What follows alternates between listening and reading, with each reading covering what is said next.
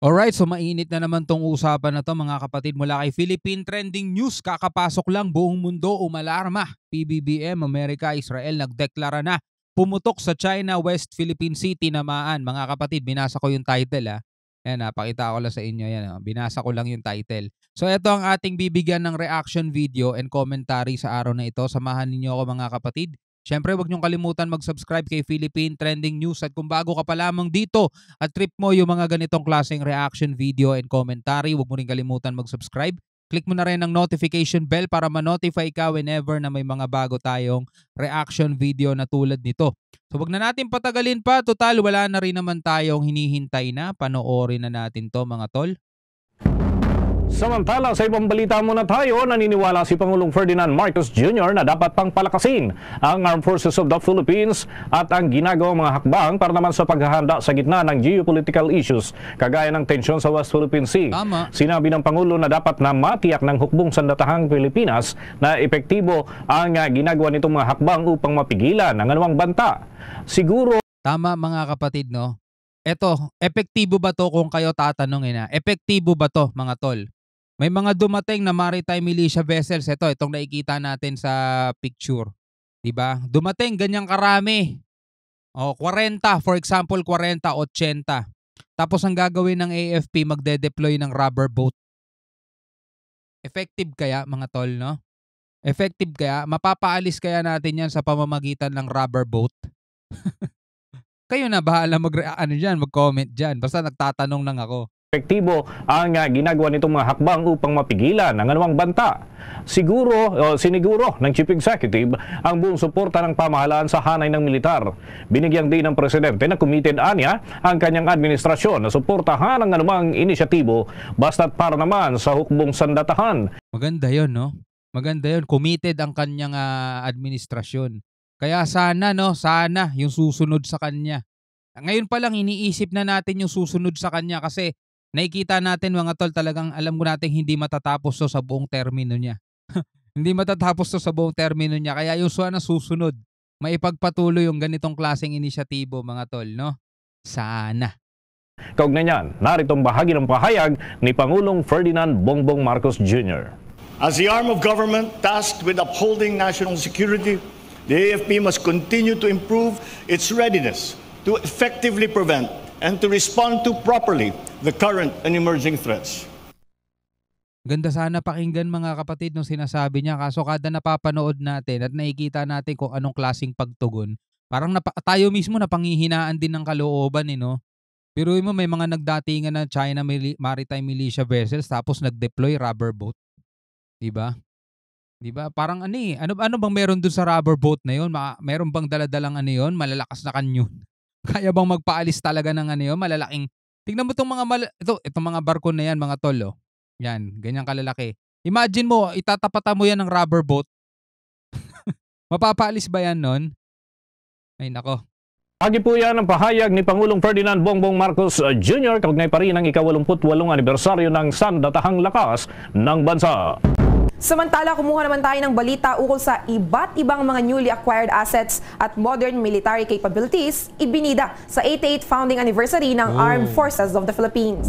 Ipinida ng Armed Forces of the Philippines ang kanilang mga newly acquired assets sa dinanap na military parade sa idinaos na 88th founding anniversary ng Sandatahang Lakas ng Pilipinas kahapon. Dito ay isa-isang ipinarada sa harap mismo ni Pangulong Ferdinand Bongbong Marcos Jr. ang mga modern military capabilities ng Armed Forces of the Philippines na kinibibilangan niya ng ASCO-2 Sabra Light Tank, Armored Mortar Carrier 120mm Mounted Mortar System, Sultan Atmos 155mm Howitzer, Marine Beast 300 Fight Support Vehicle, at ang rigid hull inflatable boat na mayroong dalawang machine gun na ginagamit naman ng Naval Special Operation Command.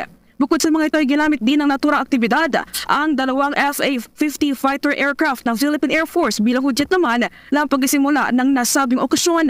Pag-amin ni Armed Forces of the Philippines Chief of Staff General Romeo Bronner Jr., malaki pa rin ang pangangailangan ng buong sandatahang lakas ng Pilipinas pagdating sa kagamitang pandepensa ng ating bansa. Kabilang na anya sa mga ito ay ang dagdag ng mga barko, eroplano at submarine na magagamit ang ating kasundaluhan para sa malawakang pagkapatrolya sa mga teritoryong nasakupan ng Pilipinas. Yun nga, no? Yun sana tinututukan ng nasa natin mga kinauukulan . yung pangangailangan ng ating sandatahan lakas. Ito mga ipinaparada kanina, magagamit yan sa kalupaan 'di ba? Pero ang problema natin ngayon nasa karagatan. 'Di ba? Dapat madagdagan 'yon yung mga assets. Kulang na kulang talaga. Kaya tingnan nyo, matatapang tong ano na to, AFP natin mga tol. Wala tayong masasabi diyan. Kaya tingnan nyo kahit rubber boat lang papalag sila. 'Di ba? Pero kulang na kulang nga talaga at sana nakikita 'yon ng ating nasa gobyerno, 'di ba? Yung mga nagre-release ng budget imbis na ang pagtuunan niyo ng pansin yung pagpapapasok ng ICC rito, dapat ang pagtuunan niyo ng pansin kung paano matutulungan itong mga sundalo natin, 'di ba? Sinabi rin niya na parte rin ng Armed Forces of the Philippines Modernization Program ang pagbili ng land-based missile system na magagamit naman bilang paghahanda sa mga possible land threats na posibleng kaharapin ng ating bansa para sa agarang pag-neutralize sa mga kalabanan. Kaugnay niyan, narito pa ang bahagi ng pahayag ni Armed Forces of the Philippines Chief of Staff General Romeo Bronner Jr. Yung modernization program is a continuing program. Hindi pwedeng sabihin natin na after 10 years modernize na tayo kasi nagbabago rin yung technology. Tama. Even if we say na maka-catch up tayo in 10 years dun sa mga kapitbahay nating mga bansa o kaya yung mga bansa na mas developed, after 10 years iba na naman yung technology nila, no? Tama. So hahabol na naman tayo. But isa sa mga technology na kayang-kaya natin lumaban as of this time, no, is cyber technology.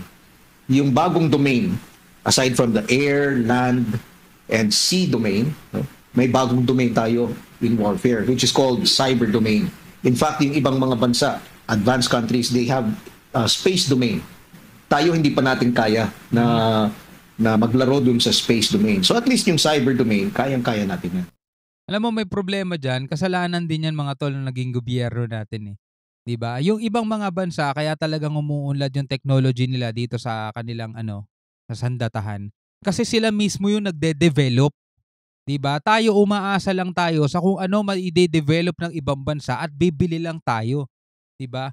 Paano? Yung panahon ni Marcos, 'di ba? Nung panahon ni Marcos mga tol, tayo mismo nagde-develop na sarili nating mga missile. Tayo nagde-develop ng mga sarili nating rockets. Nung napalitan na siya, wala na. Nabulok na, kinalawang na ito, natigil na yung mga ganyang mga bagay. Ano nangyari sa Pilipinas? Ito tayo mga tol, huli. Yung mga pinaka-advance sa atin, yun yung mga pinaka-pinaglumaan ng mga kabilang bansa, mga kapitbahay nating bansa. Halimbawa na lang, yung mga pinaglumaan ng US, pinalitan na nila kasi nag-upgrade na sila. So ipapamigay na nila o minsan tayo naaambunan tayo. Wow, yun ang pinaka-advance sa atin. Yun ang pinaka-modern sa atin. Samantalang yung kanila, 'di ba, mas may advance na, pinaglumaan na namin yan, inyo na yan. 'Di ba? Ganun ang nangyari mga tol. 'Di ba? So ano mangyayari ngayon? Paano tayo makakahabol niyan? Kasi nga ang Pilipinas wala sariling development. Umaasa lang tayo sa kung anong maiimbento ng ibang bansa at bibili lang tayo. Ang problema, nagkakaproblema pa sa budget. 'Di ba? Ang daming mga bansang nag-aalok sa atin tapos namimili tayo, teka, ano ba kaya ng budget namin? 'Di ba? O dito makakabili kami ng 4 na jet fighter. Dito naman sa isang bansa, mas advanced to kaso isa lang mabibili namin. 'Di ba? Isang jet fighter na mabibili mong advance.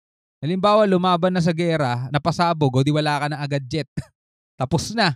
'Di ba? So yun ang problema natin mga tol. Pero yun nga tanggapin na natin ang katotohanan, ganun talaga nangyari na. Hindi naman natin na maibabalik yung 30 years na nakalipas mga tol, 30 plus years na nakalipas Hindi na natin maibabalik yun. Talagang ganito na lang tayo. Pero sana nga ang pinaka number 1 talagang kalaban natin dito is mga korupsyon. Siyempre, yung mga politikong namumulitika lang, yun lang talagang tanging hanggang nila magkaroon ng mataas na posisyon sa gobyerno. Mas inuuna pa nilang pabagsakin yung ibang kalaban nila sa politika kaysa makita nilang, yung mga kasundaluhan natin nangangailangan talaga ng tulong. Pagtuunan natin ng pansin to, bigyan natin ng malaking budget para mabili nila kung ano yung mga kailangan nila at para pag dumating yung panahon na tayo'y lulusubin ng mga mananakop, hindi sila mukhang ewan lang na parang pinain lang natin sila sa dagat ng mga pating na wala man lang armor na suot, di ba? Kawawa naman yung mga kasundaluhan natin. Well anyway mga kapatid, bilang isang Pilipino, ano masasabi mo? Pwede ka mag-comment sa ibaba. Hanggang sa muli, ako nga pala si Shobaldi. Peace out.